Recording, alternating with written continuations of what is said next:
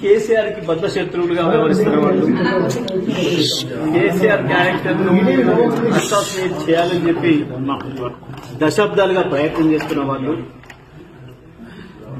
BRS ఖతం చేయాలని చెప్పి ఆలోచిస్తున్న వాళ్ళు, ప్రయత్నం చేస్తున్న వాళ్ళు, దాంట్లో ముందరగా ఉన్న రేవంత్ రెడ్డి, రాధాకృష్ణలు నా గురించి ఏం మాట్లాడిండ్రో, ఏం రాసిండ్రో అదే మాటల్ని మళ్లీ వదిలేసే ప్రయత్నం చేసినందుకు ఆమెకు నా సానుభూతిని తెలియజేస్తాము. అంటే కవిత వెనకాల రేవంత్ రెడ్డి ఉన్నారంటున్నారు. నేనేమంటున్నా, వారు ఉపయోగించిన పదాలలో ఈ మధ్యకాలంలో ఆ పదాలను ఉపయోగించింది మొదటగా రేవంత్ రెడ్డి, తర్వాత రాధాకృష్ణ. అదే పదాలని ఇవాళ మీరు వారి మాటల్లో చూశారు, మీకు స్పష్టంగా కనబడుతుంది. కేసీఆర్ శత్రువుల చేతుల్లో వాళ్ళు మాట్లాడుతున్న ఆయుధాలని, వాళ్ళు మాట్లాడుతున్న మాటల్ని తాను తీసుకుంటున్నందుకు, తాను వల్లవేస్తున్నందుకు, అవి వాడుతున్నందుకు అందుకు సానుభూతి తెలియజేస్తాను. నల్గొండ జిల్లాలో పార్టీ నాశనం అయ్యారు. నల్గొండ జిల్లాలో పార్టీ నాశనం చేశారు. ఓకే, నల్లగొండ జిల్లాకు సంబంధించి 25 సంవత్సరాల కాలంలో జరిగిన ఉద్యమాలన్నిటికీ, వచ్చిన విజయాలన్నిటికీ నాదే బాధ్యత, నేనే కారకుడిని అని కనుక వారు భావిస్తే ఈసారి జరిగిన ఓటమికి కూడా నేనే బాధ్యత వహిస్తా. నాకేం భయం లేదు. తప్పకుండా గెలుపు మాత్రమే నాది, ఓటమి నాది కాదని పాల్పోయేవాడిని కాదు. నేను గెలుపుకు నేనే బాధ్యత అయినప్పుడు ఓటమి కూడా నేనే బాధ్యతని, ఓటమికి నేనే బాధ్యత అయినప్పుడు గెలుపుకు నేనే బాధ్యతని. 2001 నుంచి ఇప్పటి వరకు జరిగిన నల్గొండ జిల్లాలో జరిగిన ఉద్యమాలన్నిటికీ, గెలుపడంలన్నిటికీ నేను బాధ్యత, నాకేం సందేహం లేదు. నేను ఒక్కరిని మాత్రమే కాదు, తప్పకుండా పార్టీ అనేది గొప్పది, పార్టీ అనేది పెద్దది.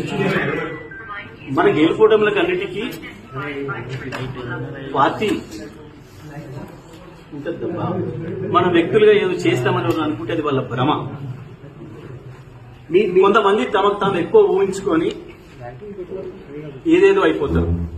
కానీ నేను అట్లా అయిపోయింది కాదు. నేను పార్టీ సైనికుల్ని, పార్టీలో క్రమశిక్షణ గల సైనికుల్ని 25 ఏళ్లుగా. ఆ విషయం కేసీఆర్ గారే ఎన్నో సందర్భాల్లో చెప్పారు, మీ అందరికి సాక్షి. ఇప్పుడు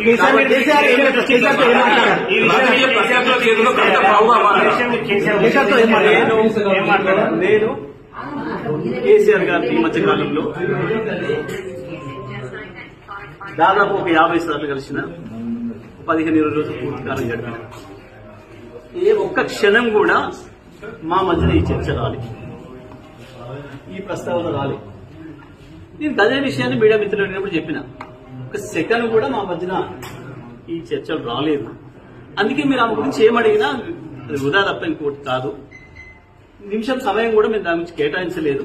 నిమిషం సమయం కూడా వృధా అనే మాట చెప్పిన తప్ప నేను ఇంకోటి చెప్పను. కేసీఆర్ దగ్గర నేను ఏం మాట్లాడినా అది రాలేదు కాబట్టి చెప్పిన. నేను దాంట్లో ఏం పెద్ద ఆశ్చర్యం లేదు, దాంట్లో మాట్లాడకూడదు లేదు, లేకపోతే అన్పార్లమెంటరీ లేదు, ఇంకొకటి లేదు. కేసీఆర్ గారి గురించి, కేసీఆర్ దగ్గర మేమేం మాట్లాడినాం అదే చెప్పాం.